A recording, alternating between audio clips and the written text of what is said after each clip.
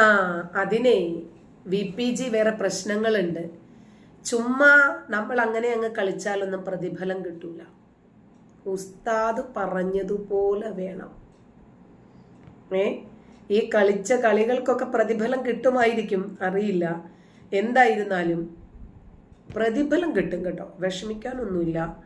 ആ പ്രതിഫലം കിട്ടണമെങ്കിൽ ചിലപ്പോൾ സുന മുറിക്കേണ്ടി വരുമായിരിക്കും. എന്തായിരുന്നാലും ആവട്ടെ, ഇവർക്ക് ബുദ്ധിയില്ലാത്തതാണോ? അതാ ഞാൻ ചോദിച്ചത്. ബുദ്ധിയില്ല എന്ന് അഭിനയിക്കുകയാണ്. പക്ഷേ നല്ലൊരു വിഭാഗം ഉസ്താദുമാരുണ്ടല്ലോ, ഇവരെ നല്ല രൂപത്തിലെടുത്ത് വിമർശിക്കുന്നുണ്ട് കേട്ടോ. ഇതുപോലെയുള്ള പൊട്ടന്മാരാണ് ഈ മതത്തെ പറയിപ്പിക്കുന്നത് എന്ന് പറഞ്ഞിട്ട് നല്ലൊരു വിഭാഗം ആളുകൾ ഇവരെ എതിർത്ത് രംഗത്ത് വരുന്നുണ്ട്. അത് വളരെ നല്ല കാര്യമാണ്. കേൾക്കുമ്പോ പല ആളുകളും വിചാരിക്കും ഇതാണ് ഇസ്ലാം, ഇതാണ് മുസ്ലിങ്ങൾ എന്ന്. എന്നാ ഇതൊന്നും അല്ല, ഇതൊക്കെ പക്കാ തള്ളുകളാണ്. വേണമെങ്കിൽ ഒന്ന് കേട്ടു വയ്ക്കും. വലിയ മാന, പുലിയോ സിംഹം, ഏതെങ്കിലും പ്രയാസായ സമയത്ത് എല്ലാരും ബേജാറില്ല, സിംഹല്ല ഇറങ്ങിക്കണത്.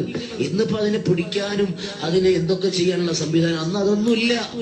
മമ്പുറത്തെ തങ്ങളിപ്പാപ്പ അങ്ങോട്ട് വന്നിട്ട് പുലിനെ ഈ സിംഹത്തിനോട് പറയുന്നു, കേറടാ കൂട്ടിലേക്ക് കയറാൻ സിംഹത്തിനോട്. മലയാളത്തിൽ തന്നെയല്ലേ പറഞ്ഞത് മമ്പുറം തങ്ങളിപ്പാപ്പ പുലിയോടാണോ സിംഹത്തോടാണോ? പുലിയല്ല, സിംഹം. അപ്പൊ ഏതെങ്കിലും ഒന്നുറപ്പിക്കെ. എന്തായിരുന്നാലും അറബിയിലാണോ പറഞ്ഞത്, മലയാളത്തിലാണോ പറഞ്ഞത്? പുലിക്ക് പെട്ടെന്ന് മനസ്സിലായതുകൊണ്ട് ചോദിച്ചതാണ്. മമ്പുറം തങ്ങളുപ്പാപ്പ വളരെ ശക്തമായി ചൂടായി സംസാരിച്ചു പുലിയോട്. ഈ സിംഹം പൂച്ചക്കുട്ടിയെ പോലെ മമ്പുറത്തോരെ കാലിന്റെ ചുവട്ടിൽ വന്നിരുന്നത്, എന്നിട്ട് കൂട്ടിൽ കയറിയെന്ന് ചരിത്രം പറയുന്നു. ഏത് ചരിത്രം? ആരുടെ ചരിത്രം? അടുത്തതുണ്ട്. ഒരിക്കൽ ഒന്നുകൊടുക്കുന്ന സമയം കുളത്തിന്ന് ഒന്നുകൊടുക്കാൻ മമ്പുറത്തുപ്പാപ്പ നിങ്ങൾക്ക് മനസ്സിലാവുന്നുണ്ടോ? ഒന്നുകൊടുക്കുന്ന വെള്ളം ഇങ്ങനെ പുറത്തേക്ക് ഒഴിക്കുന്നുണ്ട്. ഒന്നുകൊടുക്കുന്ന വെള്ളം കയ്യിലെടുത്തിട്ട് ഇങ്ങനെ ഒഴിക്കുന്നുണ്ട്. അന്ന് കഅബ ഷരീഫിന് മക്കയില് തീപിടുത്തമുണ്ടായപ്പോ മമ്പുറത്തെ തങ്ങളുപ്പാപ്പ മമ്പുറത്തെ പള്ളിയിൽ നിന്ന് വെള്ളം വെള്ളം ഇങ്ങനെ ഒഴിക്കാണ്. ആ വെള്ളം അത് അവിടെ എത്തുകയാണ്. മഹാന്മാർ അങ്ങനെ കേട്ടില്ല. ഞങ്ങള് ഇതിന്റെ പ്രത്യേകത എന്താ അറിയോ? മക്കയിലാണ് തീപിടുത്തം ഉണ്ടാകുന്നത്. ഇദ്ദേഹം മലപ്പുറത്ത് കോഴിക്കോട് ഇരുന്നിട്ട് വെള്ളം ഒഴിച്ചപ്പോൾ ഈ വെള്ളം കഅബയിലെത്തി. ഇത് വിശ്വസിക്കുന്ന ആളുകളുടെ ഒരു ഗതികേടെന്ന് ചിന്തിച്ചു നോക്കി. കഅബ നിൽക്കുന്ന സൗദി അറേബ്യ ഈ കാര്യം അറിഞ്ഞിട്ടില്ല.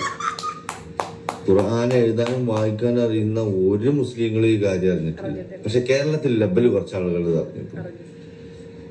കേരളത്തിൽ മാത്രം. എന്തുകൊണ്ടാണ് ഈ ഗൾഫിൽ വന്നു കഴിഞ്ഞിട്ടുണ്ടെങ്കിൽ ഓട്ടോമാറ്റിക്കലി ഈ മുജാഹിദിന്റെ ശൈലിക്ക് ആളുകൾ പോണ അറിയും. ഉമ്മാരി കോപ്രായങ്ങൾ ഇവിടെ ഇല്ലാത്തത് കൊണ്ട് കേരളത്തിൽ മാത്രം ഉണ്ട് കുറച്ച് കാര്യങ്ങള്. അതുകൊണ്ട് ഇവിടെ വന്നു കഴിഞ്ഞാല് വിവരം അറിയും. ഈ റമളാൻ മാസത്തില് ഇതൊക്കെ കേൾക്കുമ്പോ പല ആളുകളും വിചാരിക്കും ഇതാ. സ്വാഭാവികമായും നമ്മൾ എന്തെങ്കിലും ഒരു കാര്യം പറയുമ്പോൾ ഉസ്താദുമാര് വന്ന് പറയുന്നത് കേട്ടിട്ടില്ലേ, നിങ്ങളല്ലത് പറയേണ്ടത്, മതപണ്ഡിതന്മാരാണെന്ന്. അപ്പൊ മതപണ്ഡിതന്മാർ പറയുന്നത് അവസാന വാക്കാണ് എന്ന് വിശ്വസിക്കുന്ന ഒരു വിഭാഗം ആളുകൾ ഉണ്ട്. അവരാണ് ഇതാണ് ശരി എന്ന് വിശ്വസിച്ചു പോകുന്നത്, സംശയമൊന്നുമില്ല. അപ്പൊ ഇവരെയൊക്കെ തിരുത്താൻ ഇന്ന് യുവാക്കൾ തന്നെ രംഗത്ത് വന്നു എന്നത് ഒരു വലിയ കാര്യമാണ് കേട്ടോ. അതിനെ നമ്മൾ അഭിനന്ദിക്കുന്നു. കാരണം അവർക്ക് തന്നെ മനസ്സിലായി മതം ഏറ്റവും കൂടുതൽ പരിഹസിക്കപ്പെടുകയാണ് എന്ന് മനസ്സിലായി. ചൊവ്വാഴ്ച ദിവസം സ്വർഗത്തിലെ കള്ളു കുടിക്കാനുള്ള ദിവസമാണ് ചൊവ്വാഴ്ച ദിവസം. നമ്മൾ പറയില്ലേ സാധാരണ ചൊവ്വാഴ്ച ദിവസം എന്തില്ല, ചൊവ്വാഴ്ച ദിവസം ചൊകില്ല എന്ന് പറയാറുണ്ട്. എന്നാ സ്വർഗക്കാർക്ക് നല്ല ചൊകുള്ള ദിവസാ ചൊവ്വാഴ്ചയാണ്. മിന ഖംറിഹ, സ്വർഗത്തിലെ കല്ല് കുടിക്കുന്ന ദിവസം അന്നാണ് ചൊവ്വാഴ്ച. കല്ലങ്ങ് കുടിച്ചാൽ സക്കറോ, ഭൂമിയിലെ മത്ത് പോലെയല്ല, അവിടെ ഒരു പ്രത്യേക രീതിയിലുള്ള മത്ത് വരും അവർക്ക്. അപ്പൊ സൈഡില് ഞാൻ ഇന്നലെ പറഞ്ഞില്ലേ, പിന്നെ ടച്ചിങ്സ് ഒക്കെ വിൽക്കാൻ ഇബ്ലീസ് ആൾക്കാരെ നിർത്തിയിട്ടുണ്ട്. നമ്മൾ വിചാരിക്കും ഇവരിതൊക്കെ വെറുതെ പറയുവാണോ എന്ന്. അല്ല, 1-2 ആളുകളാണ് ഇതൊക്കെ പറയുന്നതെങ്കിൽ നമുക്ക് വിചാരിക്കാം ഇവരിതൊക്കെ വെറുതെ പറയുന്നതാണെന്ന്. അല്ല. അപ്പോൾ മദ്യപാനം ഇസ്ലാമിലുണ്ടോ? ഇന്നലെ ഞാൻ നിങ്ങളെ ഒരു വീഡിയോ കാണിച്ചിട്ടുണ്ടായിരുന്നു. മദ്യപാനം ഇസ്ലാമിലുണ്ട്. കാരണം ഉസ്താദുമാരൊക്കെ സമൂഹമായിട്ടിരുന്ന് കള്ളു കുടിക്കുന്ന ഒരു വീഡിയോ ഞാൻ കാണിച്ചിട്ടുണ്ടായിരുന്നു. ഒരു ഉസ്താദ് കള്ളിനെ കുറിച്ച് പറയുന്ന ഒരു പ്രസംഗവും കൂടി കേൾക്കുമ്പോൾ നിങ്ങൾക്ക് ഏതാണ്ട് കാര്യങ്ങൾ മനസ്സിലാകുമെന്ന് വിചാരിക്കാം. പ്രവാചകൻ മദ്യപിച്ചിട്ടുള്ളത് കൊണ്ട് ഞാനും ലക്ഷദ്വീപിൽ പോയപ്പോൾ മദ്യപിച്ചു എന്ന് നമ്മുടെ പിന്നെ MM അക്ബർ പറയുന്നുണ്ടായിരുന്നു.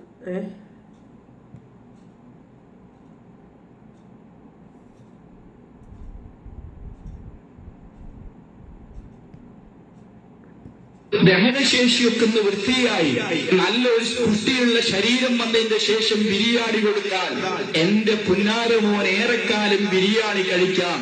അതുകൊണ്ട് സ്നേഹമുള്ള പിതാവ് മകന് ബിരിയാണി കൊടുക്കുന്നില്ല. ഇതേ ഇവിടെയും നടക്കുന്നുള്ളൂ. പടച്ച റബ്ബ് നമ്മോട് എന്തേ ആവശ്യപ്പെട്ടിട്ടുള്ളൂ? മോനെ, നീ കുടിക്കണമെന്നാണ് റബ്ബിന്റെ ഭാഷ. നീ കുടിക്കണമെന്നാണ് റബ്ബിന്റെ ഭാഷ. ഞാൻ എന്റെ കൂട്ടുകാരോട് പറയുന്ന ഒരിക്കലും കുടിക്കരുതെന്ന് അല്ലാഹു പറഞ്ഞിട്ടില്ല, പറയില്ല. മറിച്ച് റബ്ബൊന്നേ ആവശ്യപ്പെട്ടിട്ടുള്ളൂ. അല്ലാഹു പറഞ്ഞിരിക്കുന്നത്, മോനെ, ഇപ്പോൾ നിനക്ക് പ്രായമായിട്ടില്ല, നിനക്ക് ആരോഗ്യമുറച്ചിട്ടില്ല, നിന്റെ ആമാശയം ക്ലിയറായി വർക്ക് ചെയ്യാൻ തുടങ്ങിയിട്ടില്ല, ദഹനശേഷി ക്ലിയറായി വന്നിട്ടില്ല. അതുകൊണ്ട് അല്പം ക്ഷമിക്കുക. ഇപ്പോൾ ഇവിടെ വെച്ച് നീ കുടിച്ചാൽ ഒരു തവണ ആൽക്കഹോൾ ഉപയോഗിക്കുമ്പോൾ 1500 തിരിച്ചറിവിന്റെ സെല്ലാണ് നിനക്ക് നഷ്ടപ്പെടുന്നത്. ഒരൊറ്റ തവണ മദ്യപിക്കുമ്പോൾ 1500 തിരിച്ചറിവിന്റെ സെല്ല് നിനക്ക് നഷ്ടപ്പെട്ടുകൊണ്ടിരിക്കുന്നു. ലോകരാഷ്ട്രത്തിൽ ഒരിടത്തും ഇതുവരെ മരുന്നു കണ്ടെത്താത്ത ഭീകരമായ 3 രോഗങ്ങൾ മദ്യം വഴി മാത്രം നിന്റെ ശരീരത്തിലേക്ക് കടന്നു വരുന്നു. 36 രോഗങ്ങൾക്ക് ഉപകാരണമാണ് മദ്യം. 57 രോഗങ്ങൾക്ക് മരുന്ന് ഉപകരിക്കില്ല, അഫക്ട് ചെയ്യില്ല മദ്യപാനിക്ക്. ക്യാൻസറിലെ 74% മദ്യം സ്പോൺസർ ചെയ്യുന്നതാണ്. ആക്സിഡന്റിൽ 86% മദ്യം വക വരുന്നതാണ്. രാജ്യത്ത് നടക്കുന്ന കുടുംബ കലഹങ്ങളിൽ 90% മദ്യത്തിന്റെ വകയാണ്. നമ്മുടെ രാജ്യത്ത് നടക്കുന്ന വലിയ വലിയ ഞാനിത് എത്ര ഉണ്ടെന്നറിയില്ല, ഞാനൊന്ന് നോക്കട്ടെ കേട്ടോ.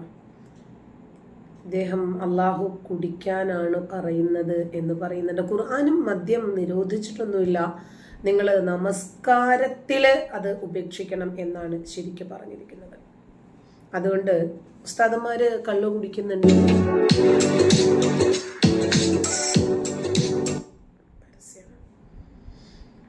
അതുകൊണ്ടാണ് പൊതുവെ ഗൾഫ് രാജ്യങ്ങളിലൊക്കെ ഇപ്പൊ കണ്ടില്ലേ, ബാറുകൾ വരെ തുറന്നിട്ടുണ്ട്. അതുകൊണ്ട് കള്ള് കുടിക്കാം, പ്രശ്നമൊന്നുമില്ല എന്ന് തന്നെയാണ് ഉസ്താദന്മാര് പറയണത് കേട്ടോ.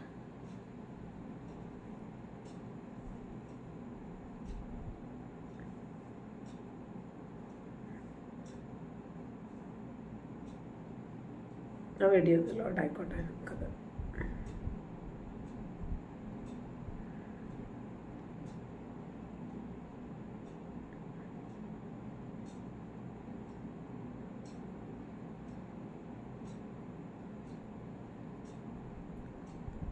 കള്ളു കുടിക്കണോ വേണ്ടേ എന്നതാണ് ഇപ്പോൾ പ്രധാനപ്പെട്ട വിഷയം. നബി അത് ചെയ്തിട്ടുണ്ടെങ്കിൽ അത് ചെയ്യാം എന്നാണ് ഭൂരിപക്ഷം ആളുകളും പറയുന്നത്. കാരണം പ്രത്യേകിച്ച് നബി 1000 പേരുടെ തലയരിഞ്ഞിട്ടുണ്ടെങ്കിൽ ആ തലയരിയൽ കാരുണ്യമാണ് എന്ന് പറയുന്ന വിഭാഗമാണ് ഇവര്. അതുകൊണ്ട് ഇവരെ സംബന്ധിച്ചിടത്തോളം മദ്യമൊന്നും ഒരു പ്രശ്നവുമല്ല, ധൈര്യമായിട്ട് കള്ളു കുടിച്ചോളാനാ പറഞ്ഞത്. വീഡിയോ എൻ്റെ കയ്യിലുണ്ടായിരുന്നു.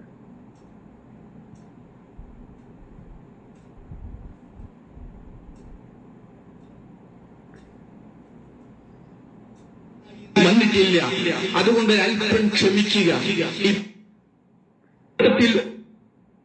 ഒരിടത്തും ലോകത്തും ഇതുവരെ മരുന്നു കണ്ടെത്താത്ത ഭീകരമായ 3 രോഗങ്ങൾ മദ്യം വഴി വലിയ ആക്രമണങ്ങളിൽ പ്രധാന വില്ലവുമല്ല. ആ ദീർഘമായ കാലയളവിൽ വിദ്യാർത്ഥികൾ ശ്രമിച്ചാൽ നടക്കില്ല. ആ ശരീരത്തിന് ക്ഷീണമില്ല, ആ ശരീരത്തിന് രോഗമില്ല, പിന്നെയോ വീണ്ടും ഹാപ്പി. അങ്ങനെ ഒരു ലോകം നിങ്ങൾ ആലോചിച്ച് നോക്കൂ. അങ്ങനെ ഒരു ലോകമുണ്ട്. ബഹുമാനപ്പെട്ട നിങ്ങളുടെ പ്രിൻസിപ്പൽ ഉസ്താദൊക്കെ സ്വർഗത്ത് പോയുള്ള ഹാലന്റായിരിക്കും ഞാനിങ്ങനെ ആലോചിക്കേണ്ടത്. ബഹുമാനപ്പെട്ട AP ഉസ്താദൊക്കെ സ്വർഗത്തിലേക്ക് പോയുള്ള അവസ്ഥ എന്തായിരിക്കും?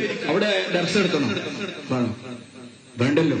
അവിടെ കിതാബുകൾക്ക് ഉപകാരണമാണ് മദ്യം. 57 രോഗങ്ങൾക്ക് മരുന്ന് ഉപകരിക്കില്ല, അഫക്ട് ചെയ്യില്ല മദ്യപാനിക്ക്. ക്യാൻസറിലെ 74% മദ്യം സ്പോൺസർ ചെയ്യുന്നതാണ്. ആക്സിഡന്റിൽ 86% മദ്യം വക വരുന്നതാണ്. രാജ്യത്ത് നടക്കുന്ന കുടുംബ കലഹങ്ങളിൽ 90% മദ്യത്തിന്റെ വകയാണ്. നമ്മുടെ രാജ്യത്ത് നടക്കുന്ന വലിയ വലിയ ആക്രമണങ്ങളിൽ പ്രധാന വില്ലൻ മദ്യമാണ്. രാജ്യത്തുണ്ടാകുന്ന ജയിൽ പുള്ളികളിൽ മഹാഭൂരിപക്ഷം മദ്യം വഴി വന്നവരാണ്. രാജ്യത്ത് നടക്കുന്ന കൊലയാളികളിലെ ഭൂരിപക്ഷം മദ്യപാനികളാണ്. നമ്മുടെ രാജ്യത്തുണ്ടാകുന്ന വലിയ ആത്മഹത്യകളിൽ പ്രധാന പങ്കാളിത്തം മദ്യത്തിന്റേതാണ്. അതുകൊണ്ട് ഇപ്പോൾ മദ്യപിച്ചുകൂടാ. ഒരല്പസമയം കാത്തിരിക്കുക. ഒരല്പസമയം, ഒരു 70 കൊല്ലം, കേവലം ഒരു 70 കൊല്ലം. ആ 70 കൊല്ലം ഒന്ന് അഡ്ജസ്റ്റ് ചെയ്യാൻ നിനക്ക് കഴിഞ്ഞാൽ മോനെ, നിന്റെ മുമ്പ് 70,000 കൊല്ലമല്ല, 7,000 കോടി വർഷം അല്ല നിന്റെ മുമ്പ് കഴിഞ്ഞുപോയത്. ഇനി വരാനിരിക്കുന്നത് 70,000 കോടി വർഷവുമല്ല. ആ ദീർഘമായ കാലയളവിൽ കേവലം 70 കൊല്ലം, വളരെ ചെറിയൊരു കാലഘട്ടം, ഒരു ചെറിയ സോഡ കുടിക്കുന്ന ടൈം. ആ 70 കൊല്ലം ചെറുതായൊന്ന് അഡ്ജസ്റ്റ് ചെയ്യാൻ നിനക്ക് കഴിഞ്ഞാൽ നിനക്ക് 70 വർഷത്തിന്റെ ശേഷം ഒരു ജീവിതം വരാനുണ്ട്. അവിടെ നിനക്കൊരു ശരീരം വരാനുണ്ട്. ആ ശരീരത്തെ ആക്രമിക്കാൻ രോഗാണുക്കൾ ശ്രമിച്ചാൽ നടക്കില്ല. ആ ശരീരത്തിന് ക്ഷീണമില്ല, ആ ശരീരത്തിന് രോഗമില്ല, ആ ശരീരത്തിന് ടെൻഷനില്ല, ആ ശരീരത്തിന് വിഷമമില്ല, ആ ശരീരത്തിന് ഒരു പ്രയാസമില്ല, ഒരു ടോയ്ലറ്റ് പോകേണ്ട ബുദ്ധിമുട്ട് പോലുമില്ല. ആഗ്രഹിക്കുന്നത് മുഴുവനും ലഭിക്കുന്ന ലോകം. അങ്ങനെ ഒരു ലോകമുണ്ട്, അങ്ങനെ ഒരു ലോകമുണ്ട് ഹാപ്പി. പിന്നോ അല്ല, ഈ പെണ്ണും കള്ളുമൊക്കെ ഇവിടെ ഹറാമാക്കിയിട്ട് അവിടെ കൊടുക്കും എന്ന് പറയുന്നതിന്റെ ലോജിക്കാണ് ഇതുവരെ നമുക്ക് മനസ്സിലാക്കാത്തത്. ഇവിടെ ഇതൊന്നും ചെയ്യരുത്, എന്നാൽ ഇവിടെ നമസ്കരിക്കണം, സക്കാത്ത് കൊടുക്കണം, നോമ്പ് പിടിക്കണം, അങ്ങനെ ജീവിക്കണം, ശരീരത്തിലേക്ക് സ്ഫോടക വസ്തുക്കൾ വെച്ചിട്ട് പൊട്ടിത്തെറിക്കണം, ചാവേറുകളാകണം, കുറെ കാഫിറുകളെ കൊന്നൊടുക്കണം.